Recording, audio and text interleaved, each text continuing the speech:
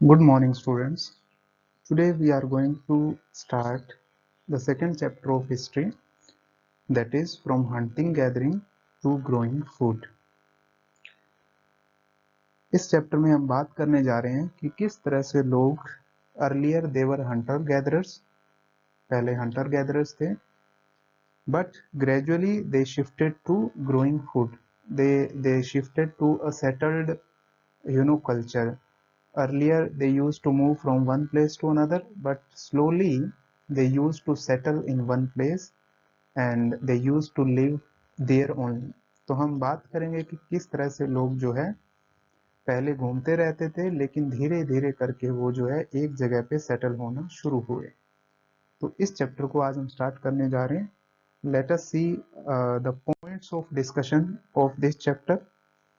So the topics of discussion are the earliest people, why were they on the move, जो पहले पुराने जो लोग थे वो एक जगह से दूसरी जगह क्यों घूमते रहते थे। Then why hunter gatherers moved from place to place, we used to call them hunter gatherers, ये क्यों कहते थे ये भी हम पढ़ेंगे।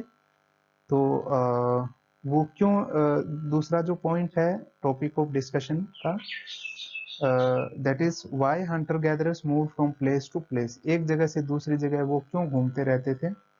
Then third is how do we know about this people, हमें कैसे पता लगा इन लोगों के बारे में, कौन सी ऐसी चीजें हैं जो हमें इनके बारे में बताती है। Then choosing a place to live in, जो नेक्स्ट है कि ये लोग आज अगर हम इंडिया के मैप में देखें तो ये लोग हमें कहाँ कौन से ऐसे प्लेसेज हैं जहाँ ये लोग रहते थे। And last topic of discussion of today's class is finding out about fire, क्या ये लोग फायर के बारे में भी जानते थे, फायर को यूज करते थे जैसे आज हम फायर के बारे में जानते हैं, उसके बहुत सारे यूजेस हैं, तो क्या ये लोग भी फायर के बारे में जानते थे। ये सारी चीजें आज हम इस चैप्टर में पढ़ेंगे। So let us start. The earliest people why were they on the move, जो पुराने लोग थे वो एक जगह से दूसरी जगह क्यों घूमते रहते थे। The people who lived in the subcontinent as early as 2 million years ago are today described as hunter gatherers. जो 2 मिलियन ईयर्स एगो, 1 मिलियन में 10 लाख होते हैं, तो आप लगा लीजिए कि 20 लाख साल पहले जो लोग इस सब कॉन्टिनेंट का मतलब India and it's neighbouring country, जो हम फर्स्ट चैप्टर में पढ़ चुके हैं, उसको इंडियन सब कॉन्टिनेंट कहते थे। तो यहाँ रहने वाले लोग कम से कम 20 लाख साल पहले वो उनको हम आज जो है हंटर गैदरर्स कहते हैं। अब हंटर गैदरर्स क्यों कहते हैं उसको देख लेते हैं। The name comes from the way in which they got their food. तो ये नीचे एक डायग्राम बना है हंटर गैदरर्स का, हंटर और gatherers. Hunter means they hunted wild animals, caught fish and birds, वो इनको हंट करते थे, इनका शिकार करते थे, इसलिए उनको हंटर्स कहते थे, एनिमल्स का, फिश का, बर्ड्स का। देन उनको गैदरर्स क्यों कहते थे, because they gathered fruits, roots, nuts, seeds, leaves, stalks and eggs. Stalks का मतलब होता है स्टेम ऑफ अ प्लांट, तो वो ये फ्रूट्स हैं, रूट्स, नट्स, सीड्स, लीव्स, इनको गैदर करते थे, इसलिए उनको गैदरर्स कहते हैं। So the name comes from the function which they followed, जो वो काम करते थे उसके लिए, अपने अपने फूड को कलेक्ट करने के लिए जो जो तरीका अपनाते थे, उसी के बेस पे उनका नाम हंटर गैदरर्स हमने रख दिया है।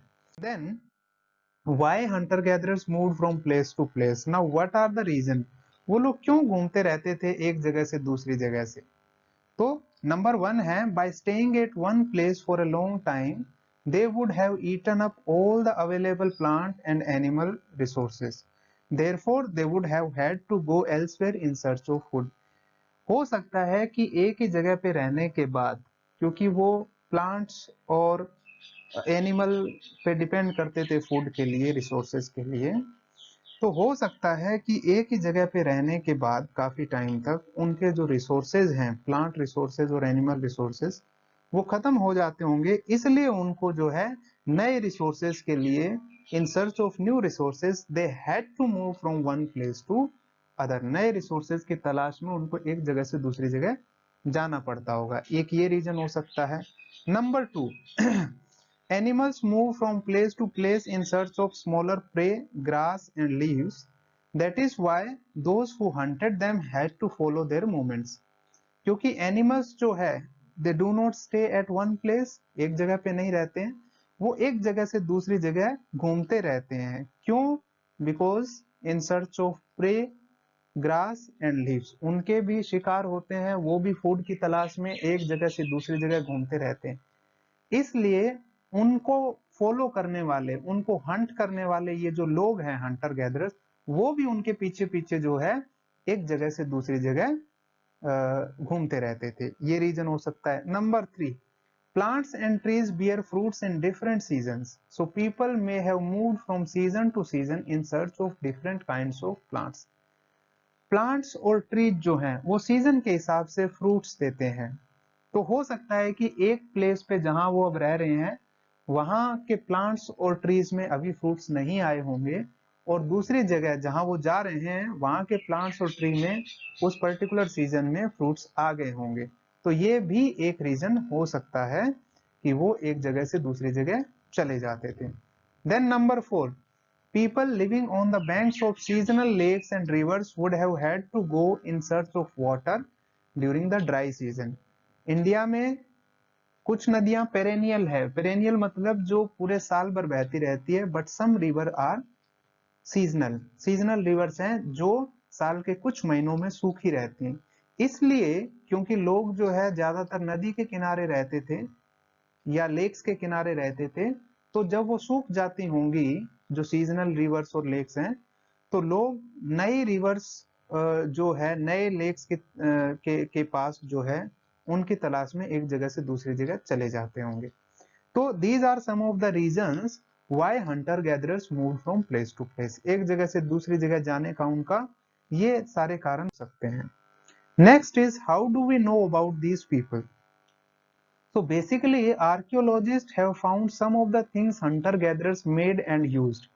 It is likely that people made and used tools of stone, wood, bone, of which stone tools have survived best. जो आर्कियोलॉजिस्ट है यानी जो पास्ट के बारे में जो पढ़ते हैं, जो सिविलाइजेशंस के बारे में जानते हैं, उन्होंने क्या किया है, वो लोग क्या करते हैं, वो जमीन से खोद के ऐसी चीजें निकालते हैं जो पुराने लोग यूज करते थे। तो ये जो हंटर गैदरर्स है उनके बारे में उनको कुछ चीजें मिली होंगी ऐसी जो उन्होंने बनाई होंगी और जो यूज करते होंगे। ये चीजें कौन कौन सी है? स्टोन हो सकती है, स्टोन की बनी हुई हो सकती है, वुड की बनी हो सकती है, बोन्स हड्डियों की बनी हुई हो सकती है। लेकिन इनमें सबसे ज्यादा जो बेस्ट जो होती थी वो स्टोन से बनी हुई टूल्स होती थी जो सरवाइव कर पाती थी, जो आज भी मिल जाती है क्योंकि ये थोड़ा स्ट्रॉन्ग होती थी। तो इन चीजों से हमें उन लोगों के बारे में पता लगता है। Now what are the uses of stone tools? Stone की जो टूल्स बनी होती थी, जो उनके इम्प्लीमेंट्स बने होते थे, इंस्ट्रूमेंट्स होते थे, वो क्या क्या करते थे स्टोन से? Number 1, cut meat and stone, meat and bone, bone या मीट को काटने के लिए स्टोन का यूज कर सकते होंगे। Then scrape bark from trees and hides from animal, ये बार्क जो है यानी जो ट्री है उसकी छाल को स्क्रैप करने के लिए, उतारने के लिए यूज करते होंगे, या एनिमल जो स्किन है उसको उसको क्योंकि वो यूज करते थे एनिमल की स्किन को, तो उसको भी वो निकालने के लिए ये जो स्टोन टूल्स है वो यूज करते होंगे। Then chop fruits and roots for eating and wood for firewood, वो फ्रूट्स और रूट्स को भी चॉप करने के लिए, काटने के लिए यूज करते होंगे खाने के लिए, या वो वुड्स जो है, जो लकड़ी है उसको भी काटने के लिए, और लकड़ी किस लिए यूज करते होंगे? वो फायरवुड के लिए, जलाने के लिए। Then make arrows and spears by attaching to handles of wood and bones, ये लोग क्या करते थे कि जो वुड और बोन्स के हैंडल बना के उनके आगे जो है वो स्टोन लगा देते थे। आप ये देख रहे हैं इस फोटो में, यहाँ ये स्पीयर्स हैं। स्पीयर को हिंदी में भाला कहा जाता है, जो फेंक के मारते हैं हाथ से। जिसके लिए ये एरो को तो हमें खींच के जो है एक दूसरे इंस्ट्रूमेंट से खींच के छोड़ना पड़ता है, धनुष से जो है इसको चलाना पड़ता है, लेकिन जो स्पीयर्स हैं इनको फेंक के मार सकते हैं। तो यहाँ स्पीयर का जो हैंडल है इसके आगे स्टोन को लगा के भी वो इसको जानवरों का शिकार करने के लिए, हंटिंग के लिए वो यूज करते होंगे। तो ये स्पीयर्स और एरोज के लिए भी उनको यूज करते थे। बुक में ये फोटो दे रखी है कि जो स्टोन टूल्स हैं वो इसके लिए भी यूज करते होंगे। यहाँ फर्स्ट फोटो में ये खोदने के लिए इस स्टोन का यूज किया गया है, ताकि या तो नया पेड़ लगाया जा सके या जो एग्जिस्टिंग पेड़ है उसकी रूट्स वगैरह को खाने के लिए जो यूज करते थे उनको किया जा सके। राइट साइड में यहाँ जो है स्टोन का यूज हो रहा है स्टिचिंग के लिए, क्योंकि वो लोग कपड़े जो पहनते थे एनिमल स्किन के बने हुए कपड़े पहनते थे, तो उनको सीलने के लिए भी स्टोन का यूज हो सकता था। तो these are some of the uses of stone tools which earlier people used to have. Next is choosing a place to live in. अब हम देखते हैं कि इंडिया के मैप में कौन कौन सी ऐसी जगह हैं जहां वो लोग पहले रहते थे। तो इस मैप में रेड ट्रायंगल जहां भी बने हुए हैं, यहाँ भीमबेटका है, ये हंसगी है, देन कर्नूल केव्स है, यहाँ जो है हंटर गैदरर्स रहते थे। जहां जहां रेड ट्रायंगल्स है वहां वहां वो लोग जो है हंटर गैदरर्स जो है उस टाइम में रहते थे। So these are some of the sites from which archaeologists have found evidences of hunter gatherers. These were located near sources of water such as river and lakes. और ये जो red triangles आप देख रहे हैं ये सारे नदियों या लेक्स के किनारे मिलते थे। ये उनके किनारे इसलिए मिलते थे क्योंकि लोग जो है ज्यादातर जो है वाटर रिसोर्सेज के पास रहते थे, ताकि उनको सफिशिएंट अमाउंट में पानी जो है वो अवेलेबल हो सके। जैसे भीमबेटका है तो यहाँ नर्मदा रिवर के किनारे पे ये है, तो इसलिए वो लोग जो है यहाँ रहते थे। देन नेक्स्ट इज भीमबेटका के बारे में हम थोड़ा सा देख लेते हैं। भीमबेटका आज जो मध्य प्रदेश एमपी जो स्टेट है वहां है।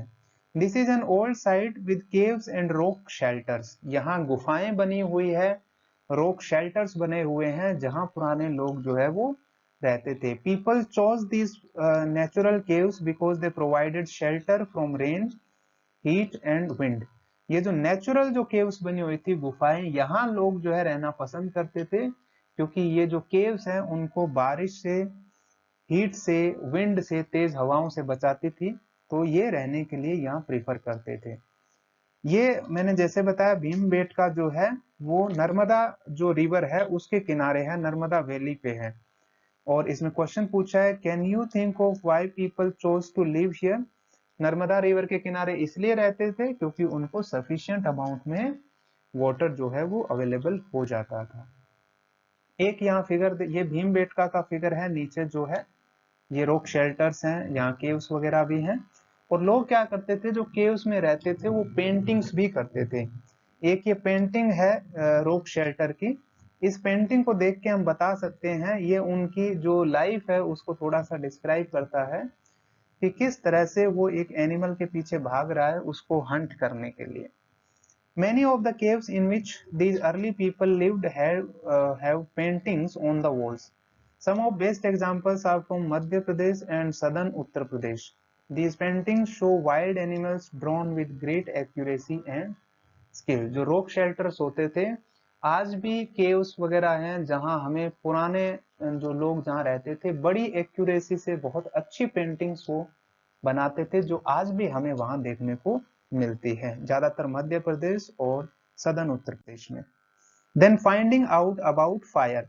अब हम देखते हैं कि जो अर्लीस्ट पीपल थे उनको फायर के बारे में मालूम था क्या। तो इस मैप में एक कर्नूल जगह है, कर्नूल केव्स, आज ये आंध्र प्रदेश, प्रेजेंट आंध्र प्रदेश में है। तो ये जो कर्नूल केव्स हैं यहाँ आर्कियोलॉजिस्ट को एशेज मिली है, जैसे इसको हिंदी में राख कहते हैं। तो इसके थोड़े बहुत उनको प्रूफ्स मिले हैं जहां जिसके बारे में ये पता लगता है कि लोगों को जो है फायर के बारे में मालूम होगा। So traces of ash have been found in the Kurnool caves. This suggest that people were familiar with the use of fire. Fire could have been, अब ये जो ऐश जो मिली है, जो राख मिली है कर्नूल केव्स में, उससे ये थोड़ा सा पता लगता है कि लोग जो है फायर के बारे में जानते थे। अब फायर किस लिए यूज होता होगा? फायर जो है लाइट के लिए यूज होता होगा, या मीट को रोस्ट करने के लिए यूज होता होगा, या फिर जो एनिमल्स है, जो हार्मफुल एनिमल्स हैं, जो उनको नुकसान पहुंचा सकते थे, उनको दूर भगाने के लिए भी फायर का यूज होता होगा। तो इसका मतलब है these people use to know about fire also. So this is all about today, and in the next class we will discuss some of the other things which are left in this chapter. Thank you so much.